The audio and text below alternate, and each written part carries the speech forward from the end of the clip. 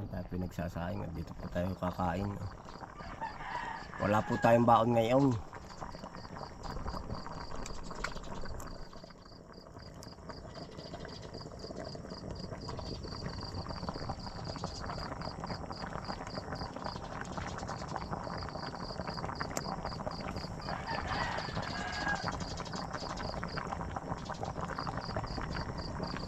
Sa panahon po ngayon at kumbagay swerte po yung katulad po namin, opo, at may panggatong, may makukuhaan po ba na kahoy, ang mahal po ng gasay.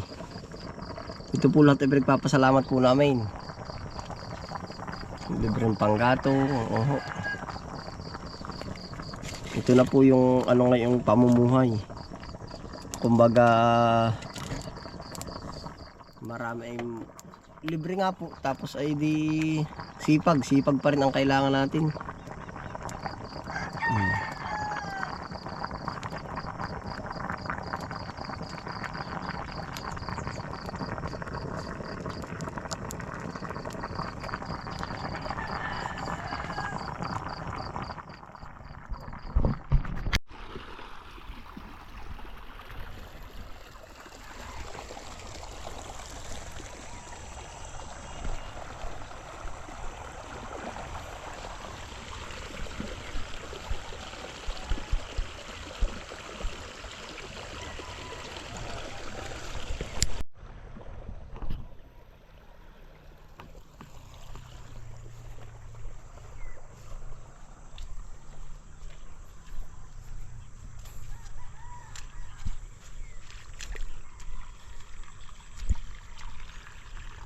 Ayun po, harvest po tayo ng talong. Maigi po nating maulamin. Oh.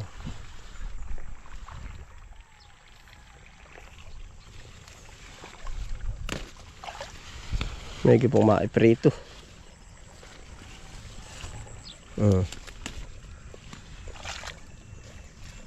Masarap pa yung kaliliitan laang.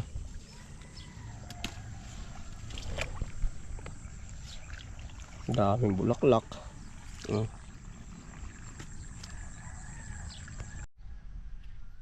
Yan po ating mga talong.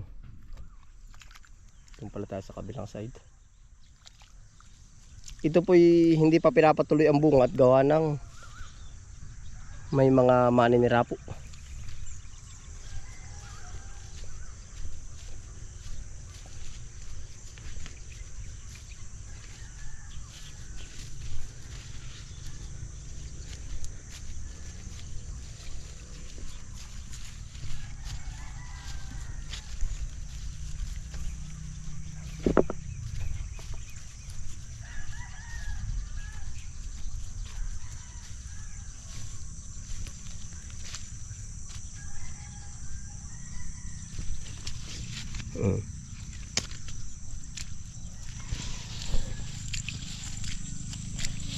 Ayos, umaga po ay maraming yan, mga manlilipad.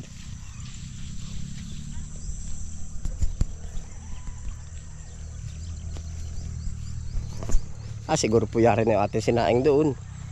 Yan.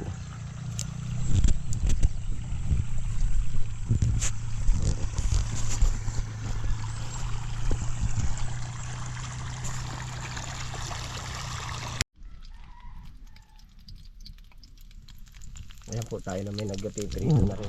Hindi po pang ulamin.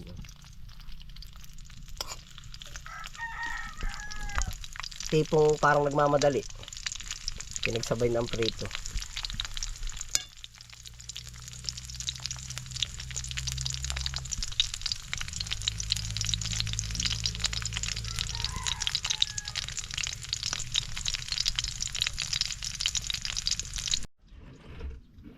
Haba po tayo piprito, tayo mag-aasinta din na rin ating talong. Magsasaog din po tayo na rin.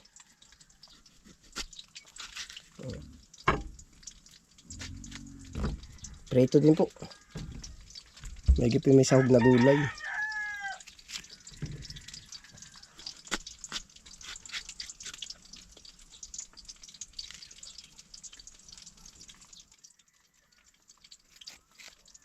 Yung pong iba ay damage sa ating tatanggalan.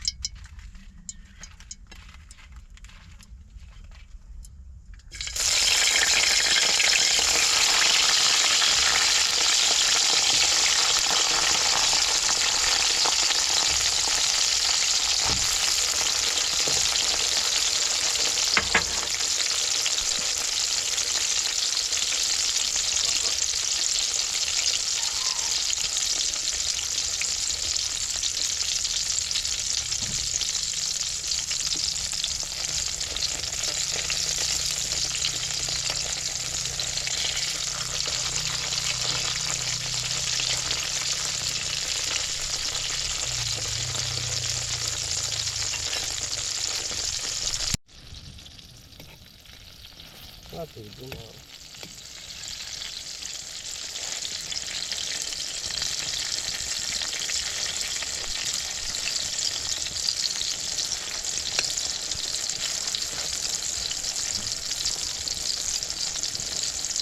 Minsan po ang mantika natin ganito na ang kulay. Pag isinama doon, iba na. Isang gamitan lang po ba?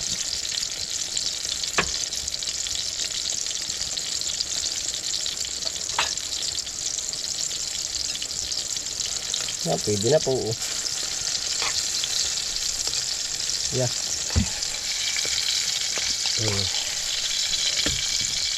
Yan po, kakain po tayo.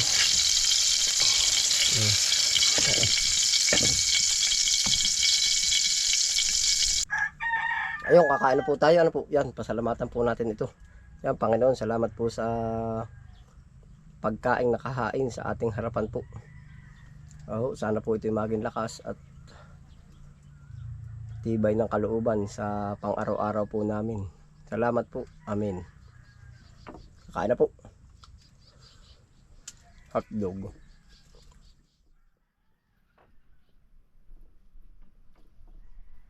Pagkaganap ng sulo ay tanong ko, sagot ko.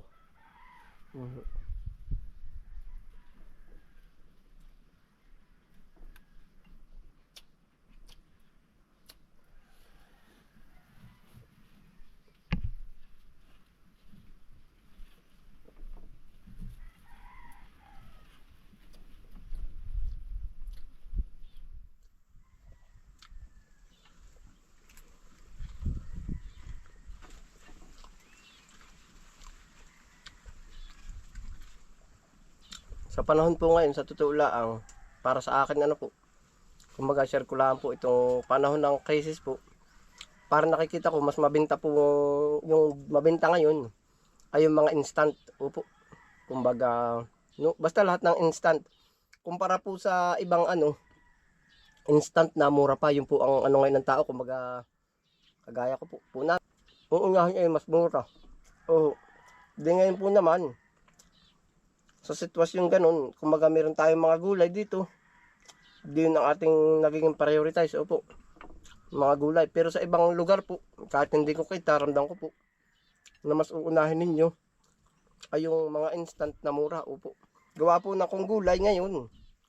Sa panahon ngayon, mataas na rin po sa syudad. Opo. Gawa po ng kadahilanan po yan ay ano ng gas o sa presyo ng petrolyo po ba. Yan po, ramdam po natin. Mhm.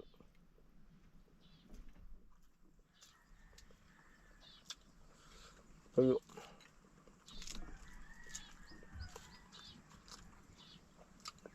Ito po, mga pangunahing, kumbaga sa syudad na po, gulay siguro, mararamdaman ang pagtaas.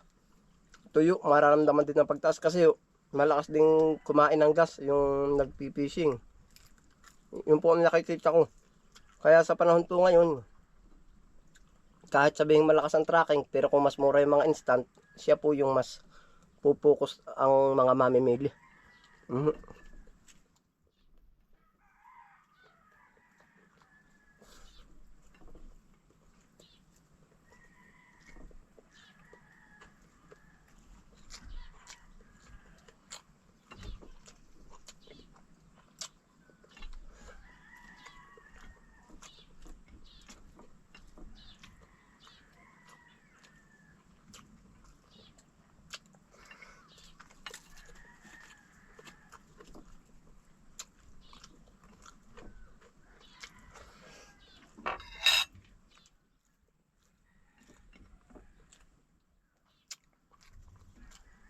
Dito po naman sa atin, sa taniman, malibot natin lahat ng gulay, panalo. Mhm.